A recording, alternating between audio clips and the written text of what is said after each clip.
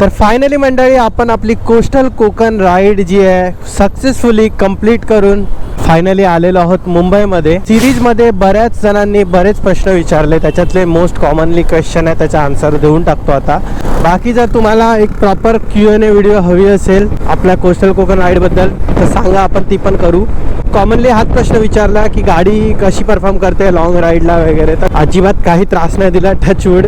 गाडीमध्ये काहीही प्रॉब्लेम नाही. फर्स्ट बॅचमध्ये जे काय पण प्रॉब्लेम आले असतील, ओव्हरहीट होते, डिस्प्लेचा काय इशू, ब्रेकच्या मास्टर सिलेंडरचा काय इशू, नथिंग ब्रो, नथिंग. काहीही त्रास नाही आहे गाडीत. मतलब एफर्टलेसली 130 जाते गाडी. 100-110 वर तर नॉर्मली क्रूज होते, इंजिनवर प्रेशर न टाकता, हायर RPM वर न खेचता. एकाच ठिकाणी सारखे पाय ठेवून कंटाळलो तो मस्तपैकी पाय वर करून पाठी बॅग लावलेली त्याला टेकून नॉर्मल ॲक्सिलेटर देऊन मस्त 100 वर क्रूज करत होतो. मजा आली यार ओव्हरऑल राईड करायला या गाडीवर.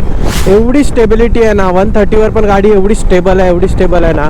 सेकंड थिंग, जे लोक ट्रिपच्या आयटनरीबद्दल विचारत होते, स्पॉट्सबद्दल विचारत होते, फूड स्टे कुठे गेला त्याच्या डिटेल्सबद्दल विचारत होते, त्या लोकांसाठी मी एक व्लॉग बनवला आहे, मी यूट्यूबवर अपलोड केला. आपला ह्या इंस्टाग्रामच्या व्यतिरिक्त यूट्यूबचा पण एक चॅनल आहे, त्याचं नाव कल्पेश राणे व्लॉग्स आहे. स्क्रीनवर येतं, तुम्ही जाऊन चेकआउट करा, त्यावर आपण व्लॉग अपलोड केलेला आहे कोस्टल कोकण आयटनरीच्या नावाने. आत्ताच जाऊन बघा, तुम्हाला खूप हेल्पफुल ठरेल आणि माझ्यासारख्या राईड प्लॅन तुम्ही सुद्धा करू शकता, मित्रांसोबत सुद्धा शेअर करू शकता. नक्की सबस्क्राईब करा. भेटूयात पुढच्या अशा राईडमध्ये.